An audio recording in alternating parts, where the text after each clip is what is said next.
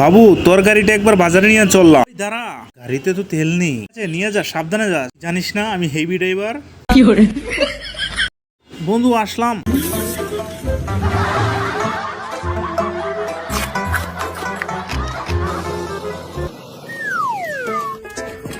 হঠাৎ করে গাড়িটা কি হলো? গাড়িটা চলছে না কেন? কি তো গাড়িটা পেট্রোল আছে কিনা? হাই হাই, গাড়িতে তো এক ফোঁটাও পেট্রোল নাই। শালা বাবু আমাকে একবারও বললো না। এবার কি করি, গাড়িটা নিয়ে এসে বিপদে পড়ে গেছি।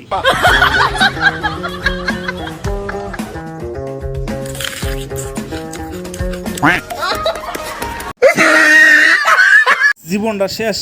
কি কষ্ট। বাবুর বাচ্চা গাড়ি দিয়ে ফাঁসাই দিছে আমাকে। সুযোগ পাইলে দেখি। বন্ধুরা ভিডিওটা ভালো লাগলে লাইক কমেন্ট সাবস্ক্রাইব করে